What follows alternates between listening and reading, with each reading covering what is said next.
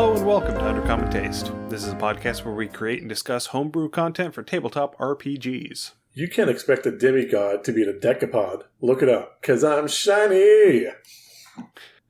I'm Ian Woodworth. I'm joined by my co-host James Daly, and today we are going into part 2 of our episode on dragons. He smiled, you could hear it in his voice. Yeah. Today we're going to be talking about metallic dragons. Huzzah. So the 5 standard metallic dragons. Yes. Brass, bronze, copper, gold, and silver. If you have a hard time remembering what they are, really they're just the precious and the semi-precious metals, with the exception of platinum. Yeah, that's because Bahamut is the platinum dragon.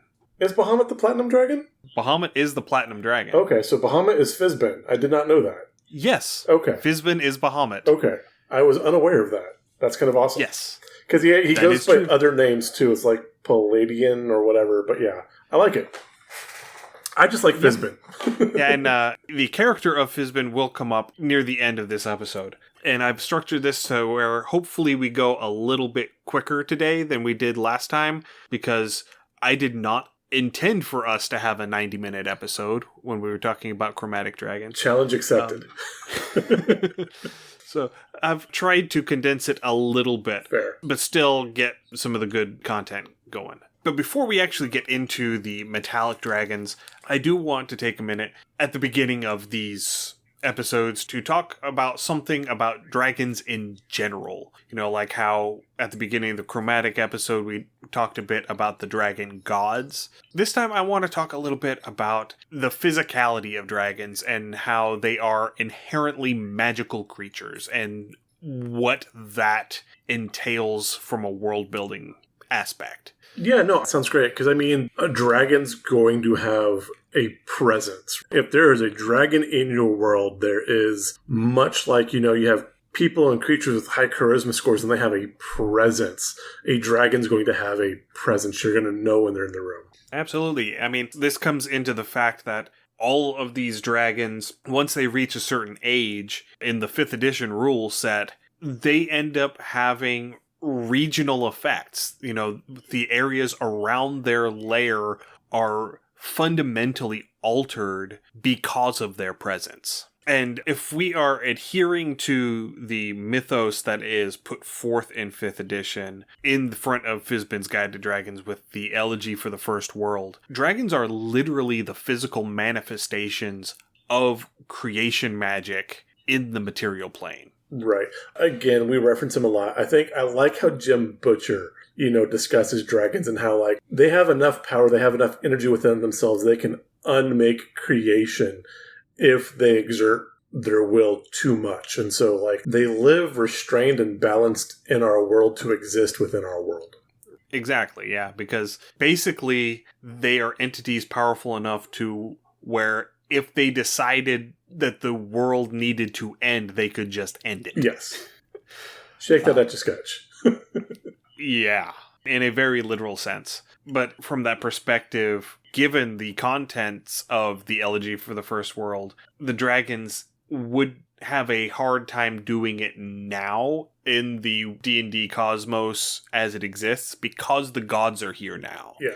And the gods have a vested interest in creation not going away. Fair. But that was one of the things brought up in the Dragonlance, particularly in the Time of the Twins trilogy, is that the dragons are also gods themselves. And so I'm trying to think, was it 2nd edition or 3rd edition that had the war between the gods?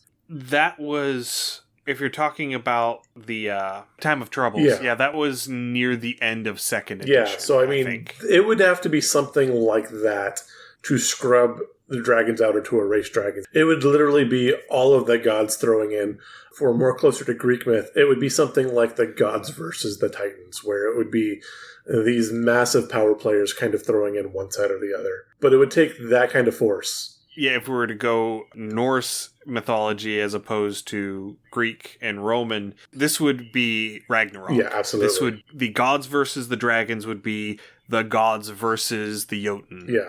And if we were to revisit that scenario that we came up with the Cult of the Dragon freeing Tiamat from her prison specifically to kill the gods, this would be the climax of that campaign. Yes. It would be the forces aligned with the dragons who are trying to reset creation and, kick these divine interlopers out of their creation versus the gods who are now here and ingrained and have a vested interest in the material plane continuing to exist. Okay, I like this. And bear with me, this is going to be Hellenistic focused, so Greek-Roman focused. Okay, so we're developing this gods versus the dragons. We also know the giants and the giant kin are a well-known enemy of dragons. They have that feud from wherever. I don't know where that feud starts, but it's there. So going through, if you wanted to build a world, and again, go very Greek-Roman focused, imagine the gods and titans teaming up to fight the dragons. I think that could be an amazing storyline. Yeah. And honestly, given the headcanon that I have said before with how I think that the ruby rod that Asmodeus wields is a fragment of Sardior, the ruby dragon. Right. I would love to see that because of that, the devils side with the dragons. Oh, yes. Okay. Nice. Because Tiamat needs to restore Sardior. Okay. In order to facilitate this reset, because Sardior was the first creation of Bahamut and Tiamat, and Sardior was critical in the creation of the dragons. The dragons themselves would not exist without Sardior. And so Sardior is this critical linchpin, but Tiamat just does not have the power to fight Asmodeus for it. And given that in one of the other second edition Planescape things, Asmodeus used to be one of the two serpents, the Ouroboros serpents, that encircled the Great Wheel. Yes. And I can't remember who the other one is. They are currently in Mount Celestia. It's basically like Nidhogg. I know that's Norse, but... Kind of is a winged serpent. Okay. It's a Coatl? Yes. Okay. Kind of. Okay. I can't remember if it's actually a Coatl or if it's just like a Coatl. Okay. But yes, technically Asmodeus is one of those. Oh, nice. And it is assumed that Asmodeus's actual body lies in the layer below the layer that he is on, which is considered the bottom of the hells. Okay. He's right? In the sub-basement? Yeah, because he got cast out, right. And he just kept going. I mean, the hole that runs down through the center of the 9 hells is the result of him falling through the hells on his way down. It's his body crater. But yes. I like this too. So obviously, if we're going to bring in the devils on the side of Tiamat, I'm going to throw in, we need the demons being led by Pan. And we can totally drag the Blood War into this too, because just extra reason for them to fight. Well, see, because they are chaotic evil, I don't think that the demons are actually going to fall in with anybody. Okay. They're going to be opportunistic. They're just going to attack whoever happens to be there. They are the wild card that just goes and thwarts everybody's well-laid plans. Okay, I like that too. Just a pure chaos. Okay, I'm adding this to the list of things we need to draw up. And then, the faction that is going to make or break it for either side is the Yugoloths. Yes. Because they are mercenary by nature. Yep. And so they may or may not pick a side. Go to the side of the devils that have, retained their services in the past. Yeah, I definitely want to do an epic level campaign. Level 18, 19, 20. Oh, that'd be so fun. Oh my god, that would be such a great, just huge titans of myth on the map and just spells everywhere, shaping the world around you. And that could be the end game of the entire campaign or the session is like, how do your actions shape what's ultimately going to become the new world? Because this is definitely going to reshape the world. Oh, yes. Oh, I love it. Even if the gods are successful and are able to either destroy or subjugate the dragons, the amount of carnage across the cosmos yes. as a result of this war would be nothing short of a calamity. Yeah. It would completely rewrite pantheons. It would restructure entire hierarchies of gods. This would be where we introduce 6th edition. More or less. Yeah, I mean, the landscape would be cataclysmically changed. Absolutely. So yeah, it would be something substantial. It would be like a Ragnarok. Yeah, it would be. Oh, okay, yeah. I'm going to have to... I definitely need to stick a pin in that one. Because, that would be just... Yeah. Okay, anyway. Anyway, getting back to the point that we started I told you, challenge accepted. I mean, I appreciate the tangent that we went on, because that was a great creative tangent, and I loved it. But one of the points that I was wanting to get to is that because dragons are considered the physical manifestations of magic here on the material plane, they don't necessarily have to follow all the same rules as other physical creatures. Felix, a creator I follow on TikTok, I'm pretty sure he lives in Tasmania. He has some absolutely amazing content. If you haven't watched any of his stuff, you really need to. I'm going to try and include a link to the particular video that I'm about to reference in the show notes. But he recently, at time of recording, made a video about world building. And one of the things that he mentioned in his video is that because some creatures are inherently magical, their bodies are, at least in part, also magical and not wholly physical. Okay. And the point that he was getting to in his video was that is why we cannot find conclusive proof, like fossil record proof of these things existing. Because when they die, the magic dissipates and their bodies disintegrate. Okay, so they basically like Obi-Wan? Yeah. Okay, fair. Kind of. One of the examples that he gave was like with a werewolf. If a werewolf is still in their fully human form, whenever they die, they stay as looking like a person. But if they're a werewolf when they die, because a werewolf ends up gaining all of this additional musculature and all this extra hair and all of these other, body features, that's all magic. Okay. And so if they die in their bestial form, all of the magic parts of them are going to start to slough off into this gray goop. Okay, yeah, so it all dissipates. That makes total sense. Yeah. Because it would all be held together either by will or just the natural magical presence. And so, yeah, you pull the plug and it, it's like one of those wavy inflatable arm guys. They're huge until you cut the power. And they're just kind of a puddle. I like it. Yep. And so this concept got me thinking about it with dragons, because it does potentially have some very interesting implications whenever we're talking about dragons. Because dragons, in their natural form, are giant winged lizards. Okay. But then they use magic to shift into a smaller form. Right.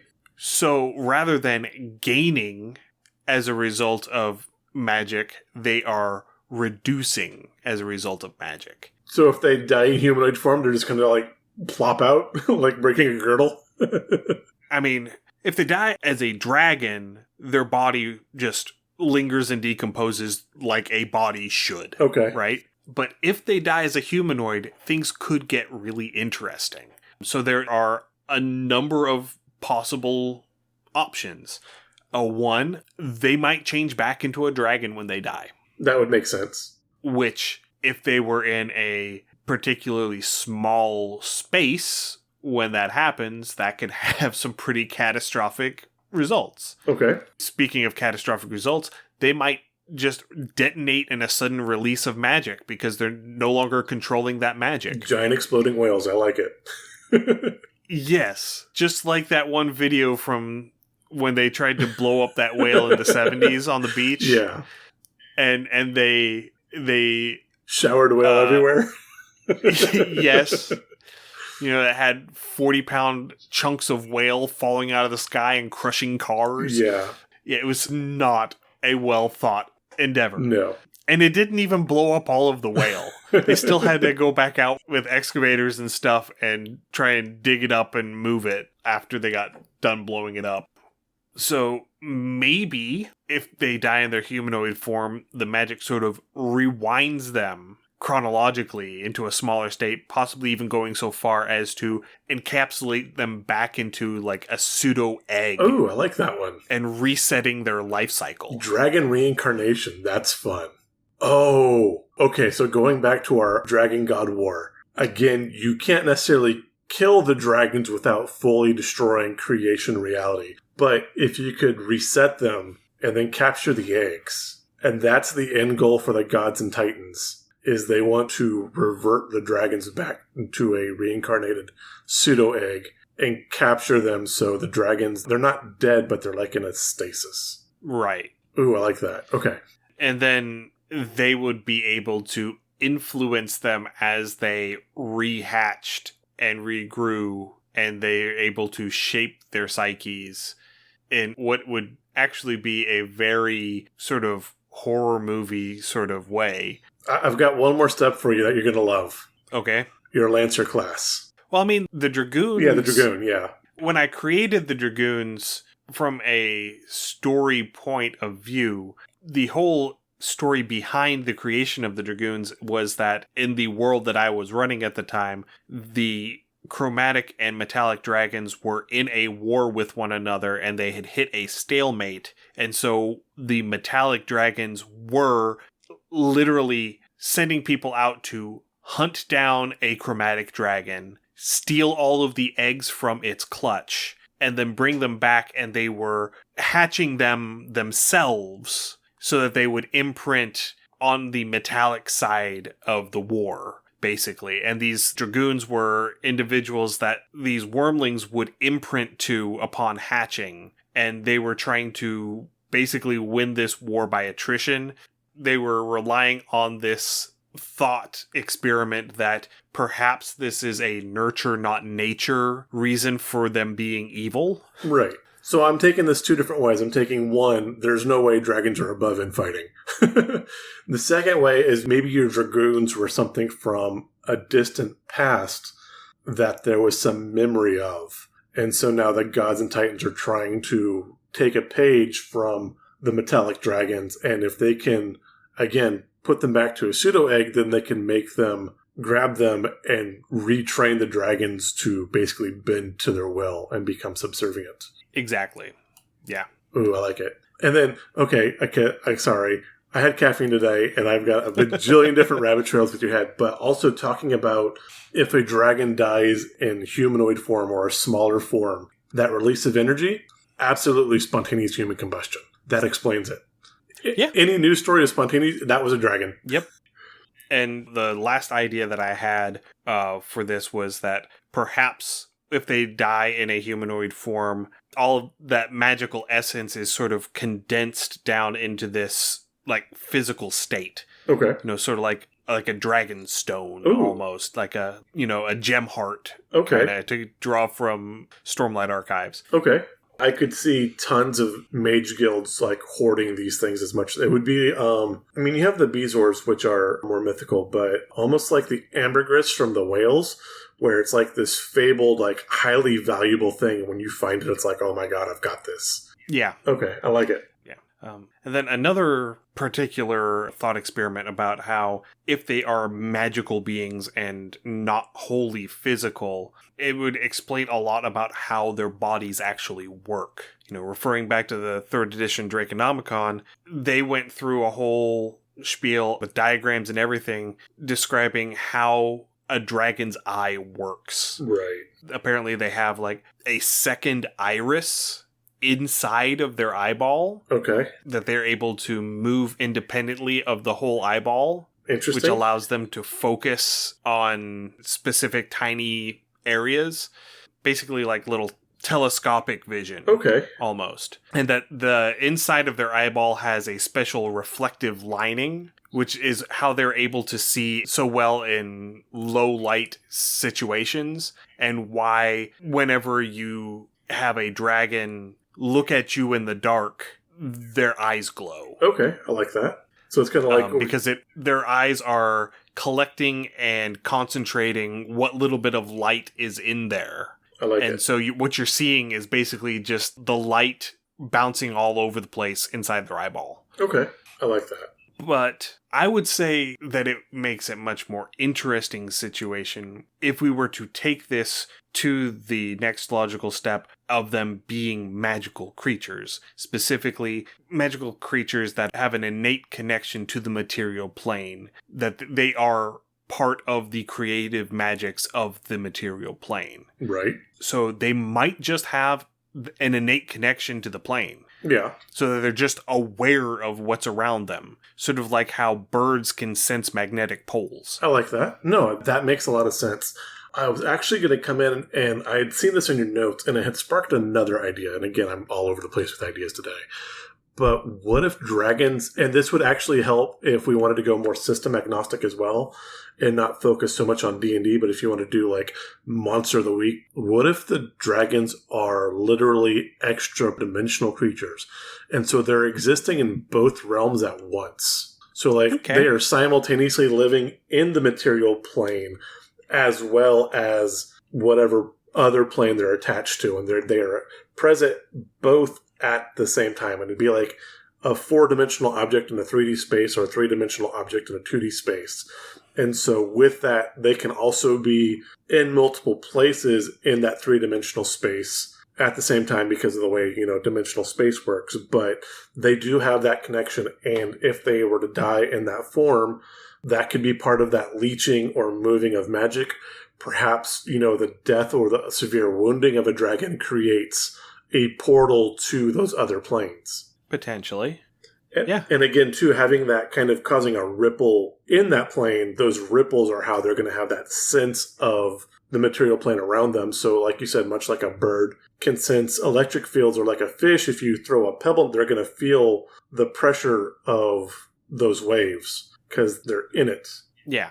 So another thing that it got me thinking about with this was the anatomy of their breath weapon. Okay. So they might have some sort of bizarre anatomy that allows them to generate their breath weapons, like a sac that has some sort of chemical reaction going on in it. Or they might just be able to tap into the natural forces that they are manifestations of and just project that energy. I prefer that one. That one feels more dragon-like to me. And I mean, I know people have tried to explain, like I said, like the sacs and, you have a poison sac or an oxidizing gas sac.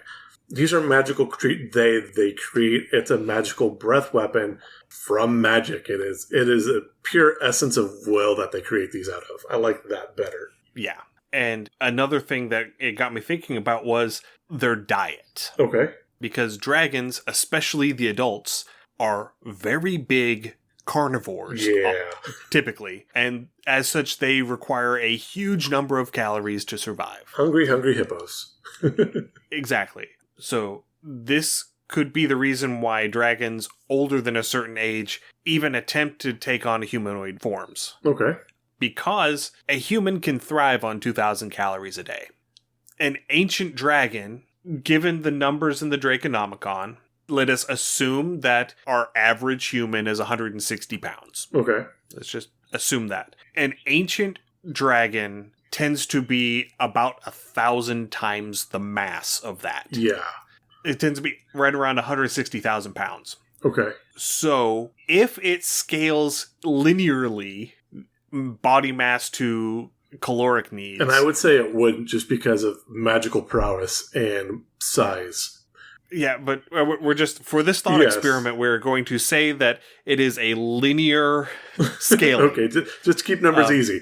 Just to keep numbers easy. They would need about 2 million calories a day. Okay, so they eat as much as I do. So this would still be feasible. It would be a little expensive, but it would still be feasible. Because depending on how you calculate it, an adult cow has between 750,000 and 1.1 million calories in their body. Okay. As far as I can tell from what I was reading, whether you're calculating off of just the meat, just the muscle tissue on the cow, or everything that is edible. The whole cow, yeah.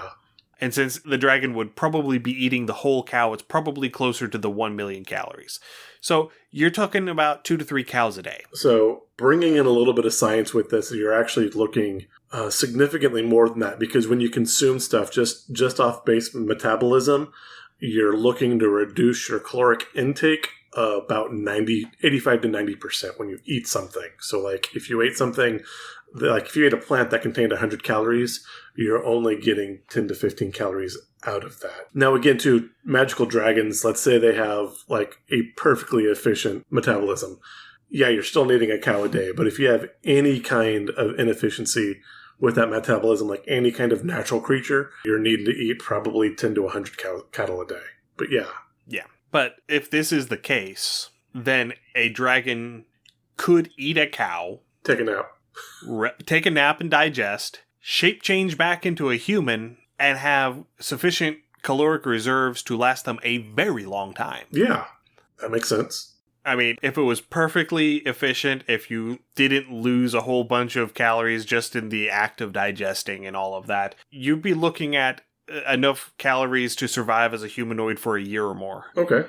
But this would also explain why they tend to go dormant so often. You know, you would see all of these stories about these old dragons that they only come out of their lairs every 20, 40 years, and they create this huge swath of terror. It's usually a red dragon that does this in the stories. They create this huge swath of terror and destruction, and they gorge themselves, and then they go back to their lairs, and they go back to sleep. Yeah, they're not sleeping, they're just in human form. Yeah, well, and they would probably be resting in their lairs in their human forms. Yeah.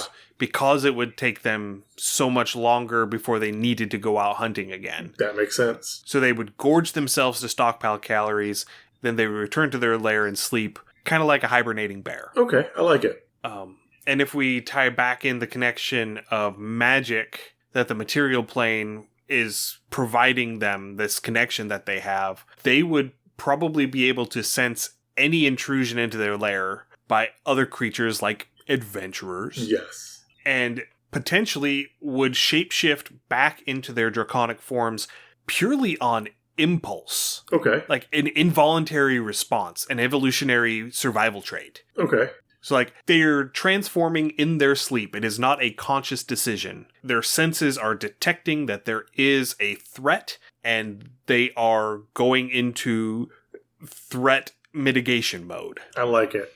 And that's why, you know, all of these encounters that you see in all of the media, whenever you go into a dragon's lair, if you find the dragon sleeping on their hoard, they are a dragon. They're not a person. No, I like that. I'm thinking with this too, again, going back to our God Titan Dragon War, I could see this as a selling point to get people on the sides of the gods and titans as they're explaining this and saying that the dragons, because they're not coming out and eating all the time, that they're using the magic of creation and of the world to sustain themselves, because it's the only way they could, and therefore it is drawing that energy, that either magical or life energy, off of the world. And so just the existence of the dragon is going to corrupt, poison, and kill the world, and that's why they're going to get these people to go after this dragon that's just sleeping in its cave or its lair doing whatever, because they've convinced the people that its very existence is sapping the energy of creation from the area. Oh, absolutely. That is absolutely a propaganda tack that they're going to take. Oh, we got to write this down. Yeah. All right. So let's get into the main event now. Dun, dun, dun, now dun. that we have once again gone 30 minutes rambling about something other than our main topic for the day. Oh, look, something shiny. It's a dragon. So a couple of points on metallic dragons, just generally overarching. They do have a few commonalities per D&D lore. All metallic dragons are considered good aligned by default. Yeah. That's just where they're at. I have seen instances where we have non-good metallic dragons. There was a podcast that I used to listen to. It was actually the first actual play podcast I ever found, called Thursday Nights. And they did a one-shot game, one episode, where they had to break into this tower and solve a bunch of puzzles, and the end boss was an evil gold dragon. Ooh, I like it. Who was basically imprisoned in this tower because of his hubris. Okay. So yeah, the other dragons said, you need to... You're on timeout. Go stick your nose in the corner. Yeah. And so that was the overarching thing of that one shot, which was great. It was very well done. So one of the things where, you know, chromatic dragons are generally portrayed as being these arrogant, antisocial, almost to the point of sociopathy, brutish dragons. Metallic dragons tend to be portrayed as more social and more or less civilized. They tend to interact with humanoids as benevolent beings rather than antagonistic ones. Yeah, I'd probably be a chromatic dragon. And at this point, I do want to take a minute because there were several words that I used initially when I was writing out my notes, and I typed it out and I thought about it and I deleted it and changed my word choice, because whenever you're talking about this dichotomy between the chromatic and metallic dragons, you get to a point where you start thinking about the dichotomy as in terms of like primitive versus civilized, or more or less evolved. And so whenever you get to that, it starts to feel almost like you're approaching the realm of eugenics, and I want to avoid that. I get for that. obvious reasons, I hope. Yeah, no, and again, that is a challenge of Western culture civilization, is that, again, going back to the old Hellenistic and Greek word barbarian, just meant you were non-Hellenistic. You didn't live in a city, but you were nomadic, you were in camps, you didn't have, firm roots. And that's, from 4,000 years ago to now, it still carries through. I think advanced, when you're dealing with social construct and technology, is correct. Primitive, meaning simpler technology or less technology. But talking about dragons, I like simple and complex, but yeah, no, I absolutely get the squick of the words. But that still has that... Yeah, it does. That feel to it. Just going back off of the 19th century eugenicists talking about how the Irish and the Negro were less than the white man. Yeah. It's squicky. I don't like it. Maybe primitive and developed. Primitive and... I don't know what the second word would be. But yeah, if you're talking something more bestial or less organized, less coherent, I need a thesaurus. That's what we need. We need a thesaurus. That's something that we can work on later. So in terms of physiology, all 5 colors of chromatic dragons have the bat-like wings that you typically see in most depictions of Western European dragons. So that makes them technically... No, the wyverns are if the wings are attached to the forelegs, correct? Right. Okay. Wyverns technically have 2 legs and 2 arms with wings as part of them. Okay, yeah. Although that is a technicality. A dragon is anything that fulfills the role of a dragon. We talked about this last time. We're not neurospicy at all. It's fine. But more than half of the metallic dragons, so the brass, copper, and gold dragons, all have these manta-like wings. So they start off at the front the same as all of the rest, where it's this membrane that is across an arm-like structure like a bat wing would be. However, they sort of come in and wedge shape all the way down to the tail, and they have a series of semi-rigid spines that come out from the body and extend along to the edge of this membrane. So they get this sort of undulating look to them whenever they're flying. Okay. And it gives them this sort of triangular profile silhouette whenever they're flying. And then the last detail that is important, and this is one that I'm still not entirely sure why they did this. Maybe because metallic dragons have always been good aligned in D&D, and so they needed a way for metallic dragons to end conflict without just, incinerating the group of adventurers. So while chromatic dragons all have one type of breath weapon, metallic dragons all have 2. Boo! They have one that is a traditional elemental damage breath weapon, and one that does a status effect. That's kind of fun, though. I like that part. I mean, it's interesting. It gives you a little more variety to work with, more tools in your toolbox. But it plays into that whole, I don't want to call it evolution, that some are more advanced evolutionarily than others, because they're all subspecies of dragon. I could see, okay, if you are a supremely magical and intelligent creature, and you are living with humanoids, and they are the fun things. It'd be like visiting, an animal shelter full of kittens or puppies or whatever you want, They're obviously, and intellectually and capability, they're beneath you, but they're funny, they're cute, they make sounds you like, and they generally make your day better. But every once in a while, one kind of gets uppity and tries to claw at you.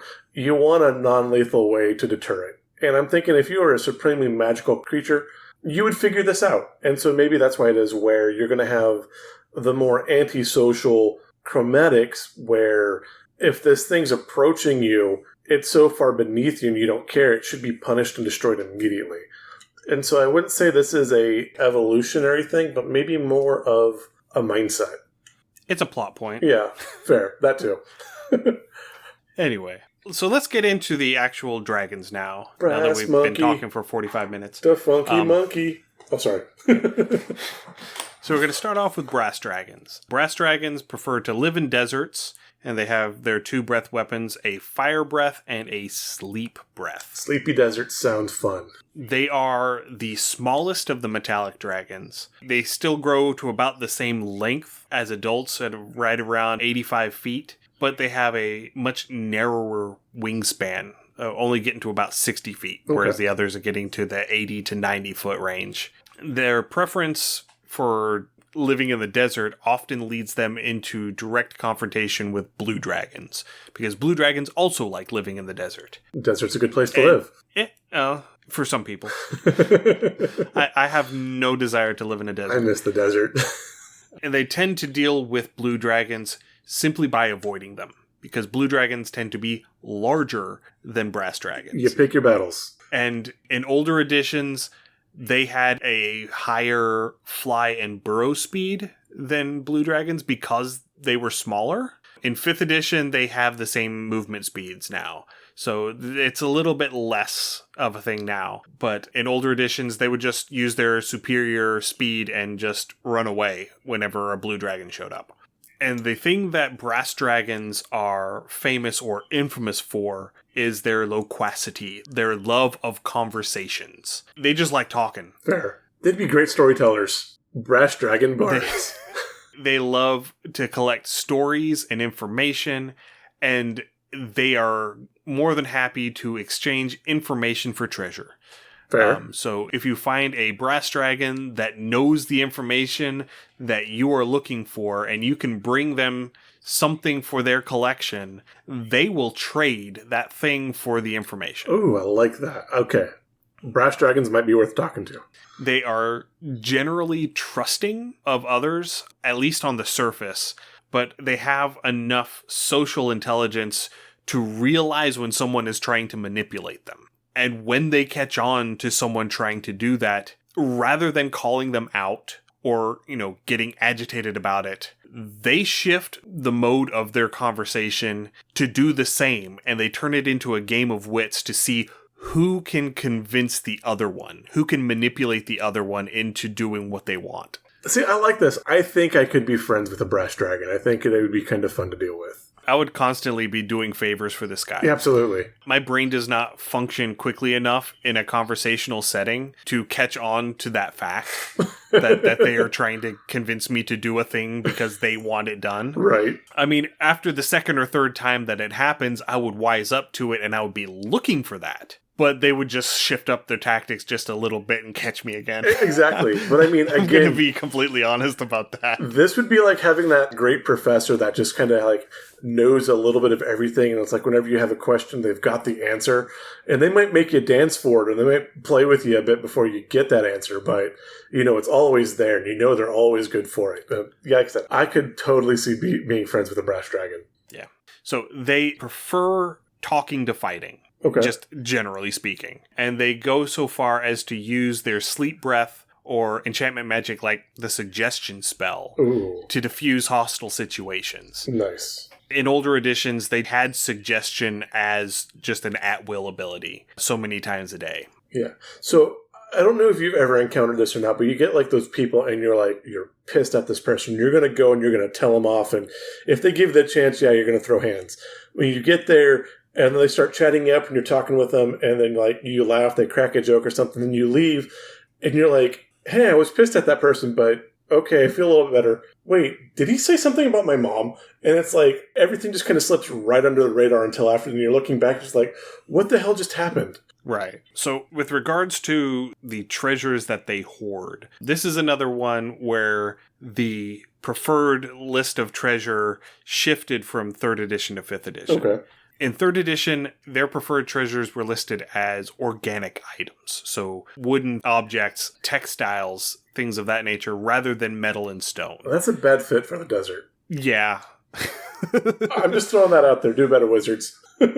But in 5th edition, this was changed to magic items which allow for conversation. So whether that would be something like sending stones that let you talk to someone over long distances, or a sentient weapon that you can communicate with telepathically, or one of the examples that they gave was a magic lamp that is a djinn's prison. Ooh. You know, conversing with the djinn inside the lamp. Do you know what this brass dragon would really love to have? A thesaurus. And so some ideas that I came up with for brass dragons, one would be obviously an academic. Yeah. Something like a professor of history or anthropology, or best of all, philosophy. Indiana Jones is a brass dragon. Probably. Probably. It could be an antiquities dealer. Ooh, nice. You know, somebody who, if you've ever seen the show American Pickers, okay, where they just go and they find these places where somebody has just hordes of stuff. Yes. And they just go through and they chat with this person and they strike up, you know, just get to know you conversations, and they are able to talk these people into selling the items that they find that are worth stuff. Yeah, I like that. The other thing I was thinking, like, if you're doing like a kids on bike or Powered by the Apocalypse, like, you'd have that antique dealer, and maybe they have like the original cuneiform tablets of the Epic of Gilgamesh, or maybe they have like the Rosetta Stone, you know, just these ancient examples of literature and written word. They have that chunk that's broken off the top of a Rosetta Stone. Yes. Oh, yeah, that's perfect. Yes. It's like, yeah, I meant to go back and get the rest of it, but I got distracted. Yeah, I love it. Another thing that they would be a perfect fit for would be like an ambassador or a diplomat. Yeah. Because they love to talk to people. They love to collect information. Yeah. They love to exchange information. And because of their desire for conversation, that would probably extend to a desire to learn other languages. Absolutely. And I could see like a Master of Whispers absolutely wanting to have one of these as a friend, because again, if you can get that thing for their treasure hoard, they're willing to give up information for treasure. And so knowing what they want, so you can get to know what they know, I think that would be a really good point to play with as well. And then the last one that I had was like a traveling salesman or caravan master. Okay. Simply because you're traveling, you're having conversations with people, you know, you're exchanging information and goods, and that puts them in a situation where they can find the things that they want for their hoard. I like it. All right, moving along. Next up are the bronze dragons. Bronze dragons are my personal favorite of the metallics, because they also have lightning breath. I just think lightning breath is cool. Fair. Silvers are a close second, but bronze dragons are my favorite. So they prefer to live in coastal areas, primarily saltwater coastal areas, and they have 2 breath weapons. They have a lightning breath and they have a repulsion breath. So repulsion breath has changed over the editions. 5th edition repulsion breath is boring. It's literally just a knockback. Oh, boo. Yeah, it sucks. Instead, go with the older editions, the 2nd and 3rd edition, where it's basically a fear effect. Okay. So if you fail your saving throw against the repulsion breath, you spend your turn trying to get away from the dragon. I like that. So this kind of reminds me of the best thing I accidentally ever taught my dogs. But I taught my dogs the command bubble. So, like, if they were trying to get too moochy with food, or if I was feeling anxious just because they're too close, because social anxiety is a total thing, I'd tell them bubble, and they would all very politely take 2 or 3 steps back and sit. And that was it. And I was like, holy crap, this is the best thing I've ever taught a dog. But I could see a bronze dragon having a bubble. Just bubble, and then you just sit, you step back, and you stay in place. So they love sitting by the sea, living by the sea, watching the ships come and go. One thing that was mentioned, I think in the Draconomicon, it may have actually been the 5th edition Monster Manual. One of the things that they will do is they will shape change themselves into like a small bird or a rat and go aboard ships that are sailing by just to see what's on board, to see if there's anything that they might want. I like it. And if they find something that they want, then they will try to barter with the captain to get it. Fair. I like it. So it's B&E, but it's B&E light, because they don't actually take anything in the process. I mean, as a rogue, that's how I feel. Like, I hate locked doors, and I want to open, and I don't necessarily want to take, now again, playing Neverwinter Nights, I absolutely loot all the gold. But just if there's a locked door, it bothers me it's locked, and I want to see what's behind it. And I might not necessarily take anything, but I want to know what's in there. I totally get that curiosity. Absolutely, yeah. So, bronze dragons are one of the lawful good dragons. Boo. And so they have this very strong sense of justice. And they're very martial dragons. They're very combat-centric dragons.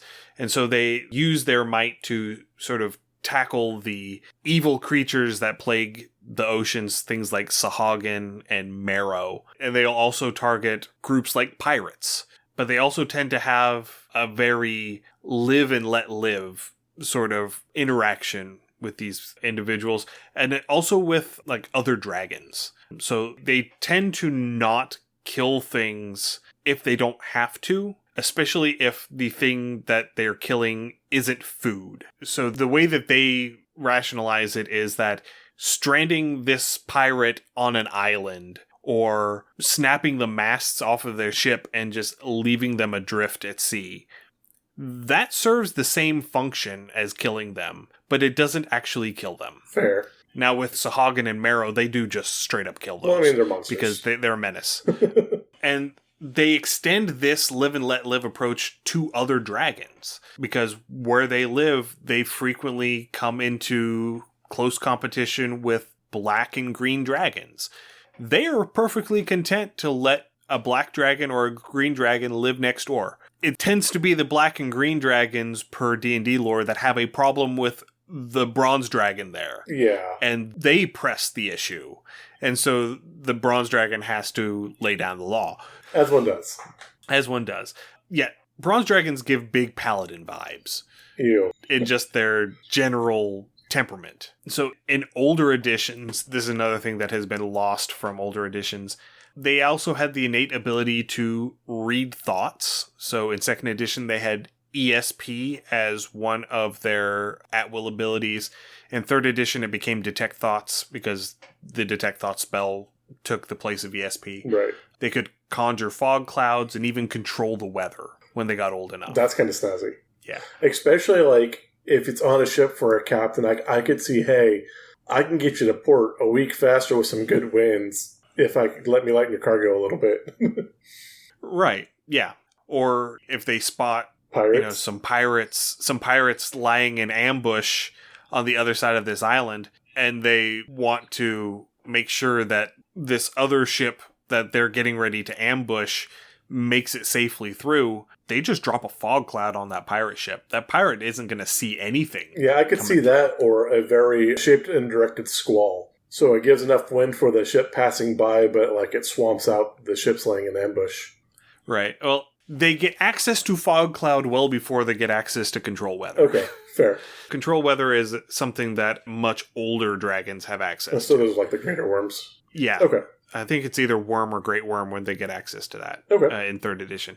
So bronze dragon layers tend to have 2 levels. They have a lower level, which is where the entrance is. It tends to be inundated with water. And then a higher level, which remains dry at all times. So it's like a crocodile lair. That's where they live. That's where they store their hoard. They really like to hoard things that have a natural beauty, especially pearls and corals. Ooh, okay. As well as treasure of military significance. So they like collecting weapons, they like armor, they like books about military strategy and tactics, things of that nature. And they also like to plunder shipwrecks. Fair.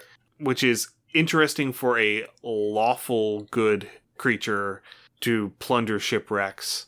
I guess it's the thought of, well, they're not using it Well, anymore. once it's derelict, it's fair game, right? I guess. Was it international waters? Yeah, something like that. And although they are loath to admit it, their preferred treasures are all made of gold, because it doesn't tarnish in the close proximity to salt water. Gotta say, right now, I much prefer the brass dragon. I think a bronze dragon would be kind of an asshole. They have that potential. So some bronze dragon ideas. Mercenary captains. I have used this one in a campaign. Is that with Brianna? Sorry? Was that one of the campaigns with Brianna? Yes, this was my shipwreck campaign. Okay.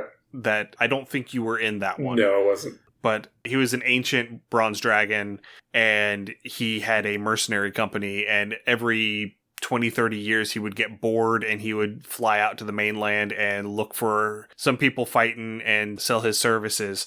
And he prided himself in being an amazing combatant without resorting to his draconic form. Oh, okay. He did everything in his humanoid form. Nice. I like it. And so his lair, he has this, basically it's a cave in the upper levels of this sort of chalk cliff. Okay. With various passageways, and he has a whole tribe of kobolds living in the lower levels of his lair. But the room where his hoard is has a hallucinatory terrain covering this opening that gives him this vista view over the sea. Okay. And this entire cave where his hoard is just lined with the banners of all of the mercenary companies he's defeated. Nice, I like that. Yeah, he's got them all hanging as like tapestries around that's awesome. the perimeter. I love that. Yeah, he's great. I want to use him again.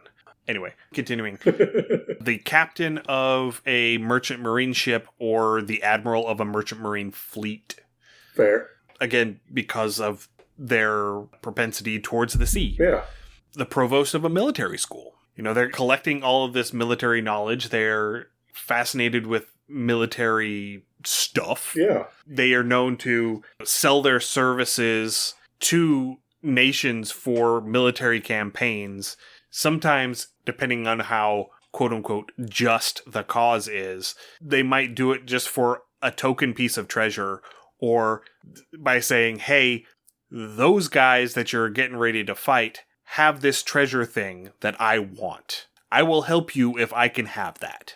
I like that. I think going back to your provost of the military school, I could see this bronze dragon being the provost of the military school because it's the school like centered on a fort, and the dragon owns the fort through shell companies or whatever, but the fort is part of its collection. And so Absolutely. It acts as the teacher or the headmaster there because it's his fort.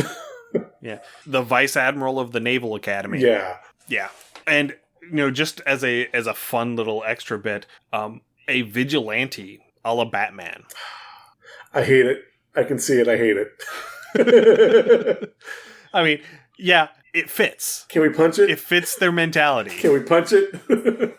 Especially if you have a dark fantasy sort of setting where you're in a very almost lawless, very grimdark sort of evil, quote-unquote, city, and you just have a young adult bronze dragon. They're still up and coming, they're still young, they're still impressionable. Okay. They still have their naivete, and they decide that the best way to bring justice and law and order is vigilantism. You're gonna hate me. King Henry VIII was a brass dragon. Potentially, yeah. Again, like the military history, apparently he did some vigilante or wanted to do some vigilante stuff in his youth. Definitely had the girth and the size. Did his own thing, regardless. Like, what he thought was right, he just did. Yeah. Yeah. Moving along to the next one. Copper Dragons. Copper Dragons, this is one that we have used before. Yes. In our adventure, in our one-shot that is in limbo at the moment. Because Hasbro in the Dragon game. Yeah. But Copper Dragons prefer to live in foothills, in rocky terrain, and they also have two breath weapons. They have an acid breath, and they have a slowing breath. In older editions, they also had the ability to spider climb across rocky surfaces. I love that. They had access to stone shape, Wall of Stone, and Stone to Mud. You can do so much with that. Just like imagine a stone labyrinth that constantly shifts. But yeah. Oh, yeah. And they continue that into 5th edition by just saying that they use their acid breath to basically just melt the channels. And so their lairs are these labyrinthine tangle of tunnels. Right. They tend to be excellent hosts to all non-evil creatures, and they absolutely love jokes and stories and witticisms. They will extend their hospitality to anyone who appreciates their humor, but they become really irritable with anyone who fails to properly appreciate their humor or who tells them jokes and stories that they already know. This is going to be the worst dad joking NPC ever. Oh, absolutely. They love being the center of attention, and they hate being upstaged. They are absolutely bards. Yeah. And they are, by default, chaotic good. Fair. Like I say, I could get along with a copper dragon. I'm preferring the brass dragon, but I could get along with a copper. Yeah. So whenever copper dragons get together and start talking, it will almost always devolve into verbal sparring, which ultimately ends up with one dragon basically admitting defeat, leaving and swearing revenge. And while these rivalries are rarely violent, they tend to consist of wars of colorful insults and clever pranks. I love that. Yeah, it's like two best friends just going back and forth. Like, one guy's going to butter the floor, the other dude's going to saran wrap the dude's toilet. It's going to be stuff like that. Yeah, I love it. More or less, yeah. What's that magical ink? Oh, what's the magical ink where whatever you draw becomes real? Yeah, I know what you're talking about. So, that ink and just a bunch of phalluses on their face while they're sleeping. Yeah. You just sit there. Blah, blah, blah, blah, blah, blah. So the other colors of dragons that tend to end up layering near a copper dragon are reds and blues. And copper dragons will tend to go out of their way to goad and provoke them, just because they think it's funny. They totally have little brother energy. Absolutely. Absolutely. So they are known to eat almost anything, including metal ores. But their preferred foods are monstrous scorpions and other venomous creatures. They're spicy. Well, they claim that the venom sharpens their wits. Yeah, I mean, like, you get those atomic sour warheads, and you definitely feel alert after one. Yeah. And so the things that copper dragons like to collect are mineral treasures. So not just metals and gems, but they also like stone statues. They love ceramics. Ooh. Like, they love these sort of earthenware things. Okay. I'm thinking those giant, like, amethyst bathtubs. Yeah, I can absolutely see, like those really intricately carved jade tea sets. Oh, yeah. Absolutely. That are carved to the point where they're so thin that it's almost translucent. Yes. I can see them having a jade bathtub. Yeah. Oh, you get like the lapis or the malachite ones. Oh, yeah, just all kinds of stuff. Yeah, I would totally hang out with a copper dragon. I would chill with a copper dragon. I'd be okay with that. Yeah. And so another thing that they love to do is playing pranks on would-be treasure hunters. Especially if they're hunting for something that the copper dragon has in their hoard. What if there was a mimic, but it was actually a mimic? So what they'll do is they'll inform the adventurers that, yes, I know exactly where that is. And they will send them on this merry hunt, going all over the place, doing all kinds of crazy, demeaning things, entirely for their own amusement. I like it.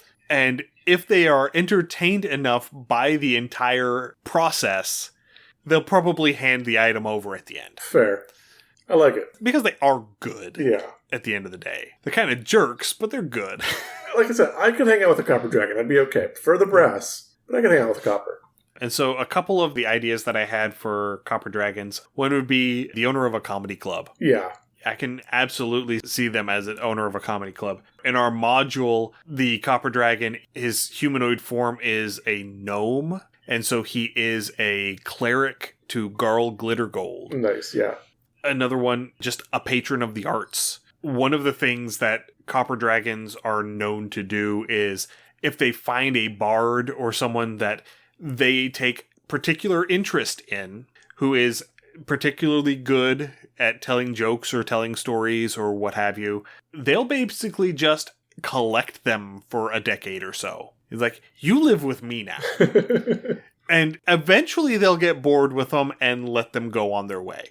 Apparently this is also where a lot of Dragonborn and sorcerers come from. Makes a lot of sense. So yeah, I'm assuming that the percentage of copper dragon sired sorcerers is very high. Would make sense. And then as sort of an off-the-wall sort of idea, the leader of a bandit group, sort of like a Robin Hood character. Okay. Because, Robin Hood is frequently placed into that chaotic good alignment on the alignment chart. Because he is robbing the rich to feed the poor, right? Yeah. So he is doing the right thing, but he is not adhering to the rules in his attempts to do the right thing. Okay. I've got 2 real-world examples for copper dragons, I think. And again, these would be more system agnostic, but absolutely a nationally syndicated morning drive time DJ. Oh, yeah. Yeah, absolutely. The other one, Jack Black. Potentially, yeah. I don't know what his propensity towards metal is, but... Well, he has a whole song about it. Yeah, he does, doesn't he? I mean, we did the College of Metal Bard based off of Tenacious D, so exactly. I guess so, yeah. Okay, yeah. I stepped into that one. All right, moving along. We got 2 left. All right. Next one are the gold dragons. Gold dragons are the largest of the metallic dragons. They are considered the most powerful of the metallic dragons. They don't actually have a preferred biome. They just like to be alone. Fair. Understandable. And the 2 breath weapons that they have a fire breath and they have a weakening breath. Ooh. So going back to 2nd edition, I don't have access to 1st edition, but going back to 2nd edition, they actually had a chlorine gas breath weapon. Ooh, nice. So it was a poison gas, just like the green dragon. Okay. But in 3rd edition, it was changed from that chlorine to a weakening breath. In 3rd edition, it dealt damage to your strength stat. Oh, damage to stats. That was definitely a 3rd edition thing. That was brutal. Yeah. So in 5th edition, it has modified to where it imposes disadvantage on all strength-based attack rolls, ability checks, and saving throws. Fair. And if you didn't like bronze dragons because they were paladins, you're going to hate gold dragons. Yeah, I'm not a fan of golds. Because they're uppity. more paladin than that. They're uppity. Yeah, they have this constant drive towards the pursuit of justice, and they have innate magic to compel others to undertake tasks, whether it is a heroic task for the glory of justice or a rehabilitative task, because you have sinned and now you must seek redemption. Ew. So yeah, they have access to Gaius. Yeah. Or however you pronounce that. I think that's correct. Geese. Yeah. Could be geese. Ooh. I think it's... I want a geese spell. Peace was never an option. No.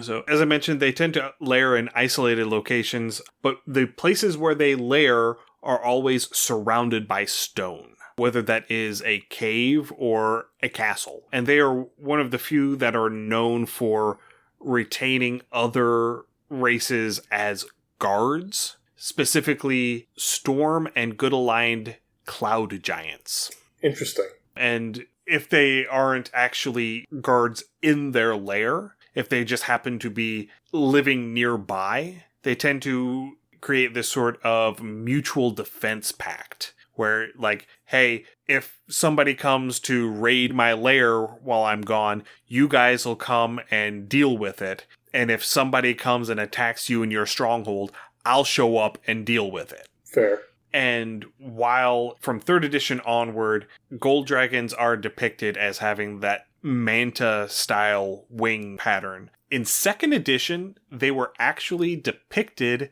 as Asiatic dragons. Ooh, nice. As, you know, the sort of sky serpent, kind of the wingless dragons. I kind of remember that from, what's the old D&D cartoon? Possibly. Yeah. I've never gotten around to watching it. But in the description, in the 2nd edition monster manual, the stats that are given are for a gold dragon with wings. But it says that they are capable of shapeshifting into a form without them, specifically if they need to for something such as swimming. Okay. Because they do have a swim speed. And that they are still capable of flight without their wings, but their speed is halved. Okay. And in older editions, they also had the ability to imbue gems with the power of luck. Nice. So they were able to hand out luck stones. I want a luck stone. That sounds great. Whenever they got old enough, they had the ability of foresight. Nice. And they also had the ability to detect gems. So like detect magic. Detect shinies. Ooh, I want that ability. Yeah, so in a cone, they could focus on an area. I think it was at one round they would detect whether or not there were gems there. 2 rounds determines how many there are. And 3 rounds determines the size and the type and their exact location within the area. I want that ability. I want to go prospecting. Yeah. So gold dragons are one... kind of like the blue dragons, they have a worldwide social hierarchy. Or the green dragons, I think. The green dragons had that, where they had a hierarchy that everyone knows where they sit in the hierarchy. Right. And there is one leader of the gold dragons that the other gold dragons basically elect. And they will serve as the leader. They refer to them as their resplendents. That is a title. That is a title. And they typically do that until either they die or until they reach what's called the twilight, which is where they feel the end coming on, and then they will pass the mantle off to the next person, or they see someone coming up that they feel is going to be a better leader than them. Okay. They will pass the mantle then. And so, going back to the beginning of the episode, where we were talking about Fizban, Fizban has these 7 canaries that fly around with him. He does. Those canaries are gold dragons. They are. They are great worm gold dragons. They are the bodyguards of a god. There was a TikTok video that I saw a month or 2 ago, and it was the party goes in and the thief's like, yeah, there's just a shopkeeper I'm still from. What's the shopkeeper? Well, he's got 7 canaries. Yeah, I remember seeing that. That was going between the new player and the veteran player. Yeah. And the veteran player's like, I can't metagame. I can't tell him who this is. Right. I can't tell him this is a terrible idea. So, when it comes to the treasure that they collect, gold dragons prefer anything that shows artistic skill. Fair. So they have very varied hoards. It can be anything from a painting to a piece of blown glass to some intricate lacework to an exceptional suit of armor. You know, anything along this line of just things that show exceptional skill. Okay. Like red dragons, they know whenever anything is removed from their hoard. But unlike red dragons, they don't just have this eidetic memory where they know exactly where everything is. They instead rely on magical wards. So think like the detectors at the front doors of Walmart that go off, that beep whenever you walk out, whenever you forget to demagnetize the one thing in your bag. You can just stop the beep whenever you walk out. That's fine. We get it.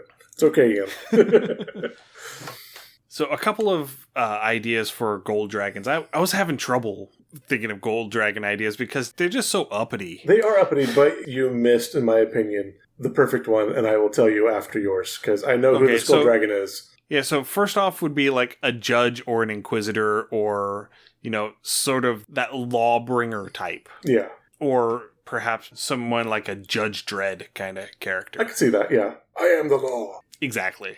Next one would be like a museum curator. Absolutely. Because they have this widely varied hoard, and because they are so social, I wouldn't put it past them to put it up in a museum. Yeah. And let people appreciate pay their 2 coppers and walk through and gawk at everything that they've collected. Right. Especially since they're using these magical wards. I mean, security, there's nothing to say that there isn't something that is going to do like a paralysis ward so that if you try and steal something, you just get frozen in place until somebody comes and gets you. Yeah. And then the last one, the most off-the-wall one that I could come up with was A self-help guru. Would make perfect sense. Again, especially trying to do that whole redemption thing. And, they're like the wise man on top of the mountain. Absolutely. Because they're way out in the middle of nowhere, and you have to make a concerted trek to get to them. Yeah.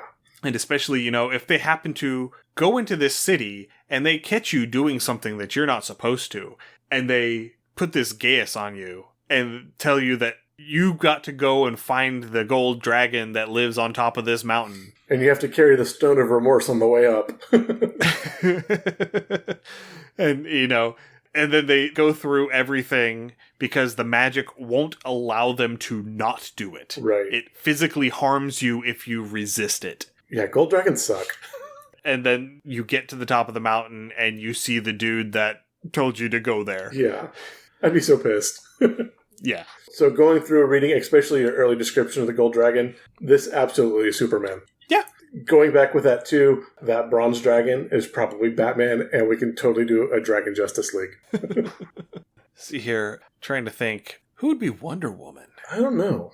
I get the feeling that Wonder Woman would probably be a bronze dragon too. Yeah. Because she's from an island, and she has that self-important sense of justice. Fair. And, she has the lasso. The lasso of truth. Yeah, the lasso of truth. So, yeah. And you've got the Flash and Green Lantern, or the other two. Oh, the Flash is absolutely a copper dragon. Yeah, I can see that. And Green Lantern might be brass, might be silver. Yeah, that could go either way, maybe. I don't know Green Lantern too terribly well. Yeah. I mean, I don't know DC terribly well. So. But anyway, silvers. Anyway. Talking about silver dragons are the last one we need to talk about. Woohoo. They like living in cold places, and for their 2 breath weapons, they have a cold breath, and they have the coolest one, they have a paralysis breath. That is kind of cool. Frozen. They really like layering at high elevations, particularly on the peaks of mountains, or literally in the clouds themselves. Okay. They can magically condense the clouds to bear weight. Ooh. And they make their layers on them. It's a fluffy cloud bed. Exactly. But because they like living on the peaks of mountains, that generally brings them into conflict with red dragons. And for the longest time, I was under the impression that silver dragons were small. That silver dragons were among the smallest ones. They're not. Okay. They get to the same size as red dragons. Impressive. They're almost as big as gold dragons. Ooh. Like, in the 3rd edition books, red, gold, and silver dragons are the only ones that have a colossal size. Okay. Which, whenever I was talking earlier about how much an adult dragon would weigh, whenever they get to colossal size, apparently it is 1.28 million pounds. Oh, sweet Jesus. But we're talking about, I think for a colossal silver dragon, it's like 120 feet from tip to tail and 135-foot wingspan. So what's the weight of a blue whale? I've got to look this up now. I've got to do some mental math. Hold on. I want to say about 90,000 pounds. No, that seems way low. Blue whale, 290 to 330. So we'll just round it, call that 300,000 pounds. Yeah, 300,000, yeah. So okay. At 1.8, that's 6 times the size of a blue whale. No, 1.28. 1.28. So 4. 4 times the size of a blue whale. It's 4 blue whales. Damn. Yeah. Oh, Lord, him a come. Dummy thick. With 4 C's. Yeah. They even tend to have a similar silhouette to red dragons. There are very small differences, and I don't remember exactly what they are, but in the Draconomicon, they do point out that there's only like 1 or 2 little differences in the silhouette to determine whether the thing over your head, is friendly or going to burn you to a crisp. Absolutely. I love that ambiguity. And so whenever silver dragons and red dragons actually fight one another, the silver dragons tend to come out on top more often than not. Well, I mean, with paralysis, yeah. Well, part of it is because red dragons have a vulnerability to cold. That also, yeah. And silver dragons have cold breath, whereas silver dragons do not have vulnerability to fire. Fair. So that's a big chunk of it. Another big chunk of it is that silver dragons are willing to accept assistance from non-dragon allies. Hey, you know what? Good help is wherever you find it. I like it. They are considered among the most social of the dragons, especially in terms of their interactions with non-dragons. And they seem to prefer living in their humanoid forms. They seem to prefer living in cities with people. Yeah, it's because you can sit next to a fireplace. You're not freezing your butt off. They love human food.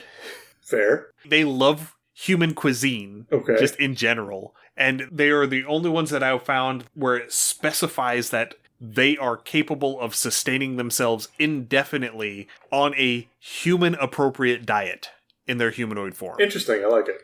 And this was in 3rd edition where they went into the minutia on everything. Gotcha. Yeah, Brass Dragon's still best dragon. And the things that they really like to collect for their hordes are historical documents and artifacts of historical significance. I would like to visit their horde and peruse, but it's probably going to be too damn cold. Yeah, probably. And I'm going to get all lightheaded because it's going to be like way up, like breathing in Denver. Yeah, it's going to be like on the top of K2. I'm going to have altitude sickness. I'll sign your book fine. Like, you have to have oxygen just to get there. Yeah. And so they are among the longest lived dragons. They have lifespans that easily surpass 2,000 years. But they frequently catch themselves reminiscing about the past rather than living in the present. Because that is what they like. They like the comfort of knowing what has already happened. You made a 2,000-year-old dragon with Alzheimer's. Not Alzheimer's. Where they kind of like lose that focus of like when things happen, that chronology, and their mind kind of shifts to a past time. I mean, dementia maybe. Okay. But not Alzheimer's. Okay. Anyway, some silver dragon ideas that I had. One, because they are good aligned, I think they're neutral good. No, they're lawful good. Okay. One of the things that I would absolutely see silver dragons doing is they are community organizers. Yeah. They are the people who are organizing all of the community functions. Whenever some injustice is happening, they're the ones that are organizing the protests. Okay.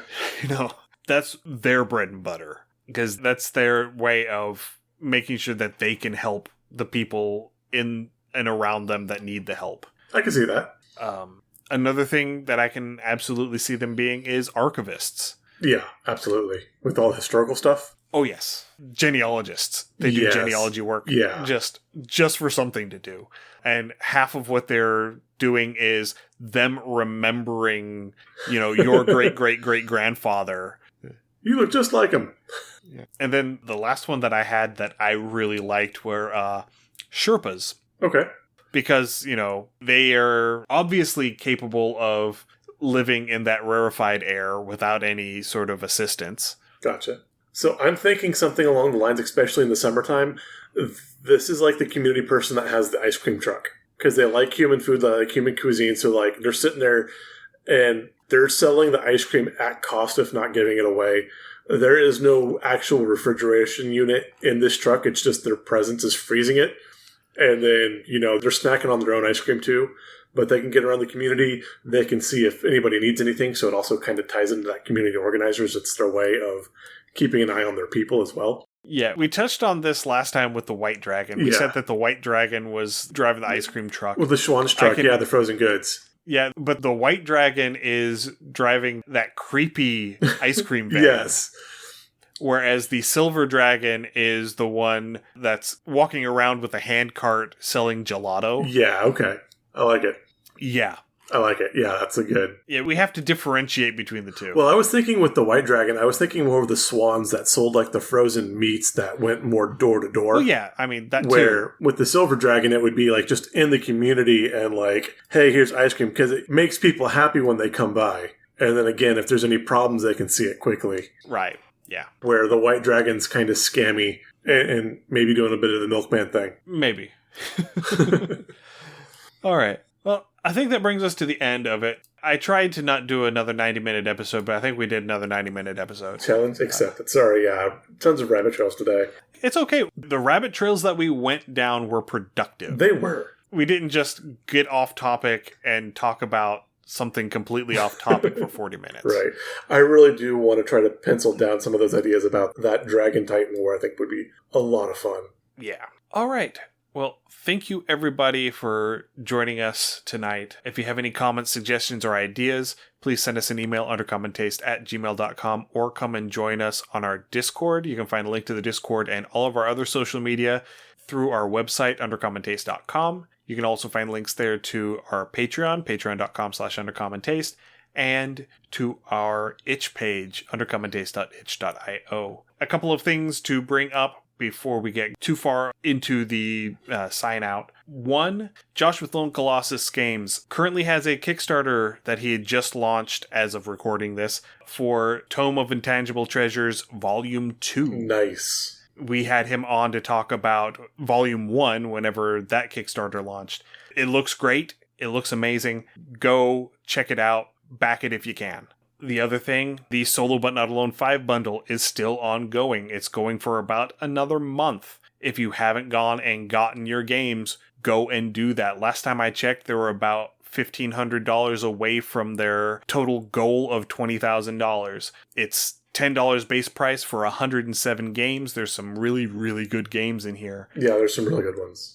I haven't looked through the list recently, but I'm pretty sure that Sam Lee's game Death of the Author is in this bundle. Nice. And for $10, that just about pays for it for that game alone, in my opinion. No, I've gone through and I've played a handful of the games from my bundle, and I mean, there's all kinds of different games and different styles, and it's absolutely worth your money. If this is your first time listening to us, we're super happy you found us. You can find our other podcasts on your podcatcher of choice. Just search us under Common Taste. Also, you can join me at 8 p.m. on Tuesdays and Thursdays on twitch.tv/undercommontaste. On Tuesdays, I am playing Darkest Dungeon, and on Thursdays, I am playing the RPG classic Neverwinter Nights. Probably going to come up with something not dragons for next episode, and then we're going to go into the gem dragons for the episode after that. So stay safe, everyone, and we will see you again in 2 weeks. Happy gaming. Thanks for joining us for another episode of Undercommon Taste. Our theme song is Massacre Ann, written and performed by Mary Kroll and used with permission. You can find Mary online at marykroll.bandcamp.com or on Patreon at patreon.com/Dr. Mary C. Kroll. Our logo is by David Sutherland. You can find more of David's work on deviantart.com/David Sutherland or on instagram.com/Willex_73. We'll be back in 2 weeks, so stay safe, and we'll see you then.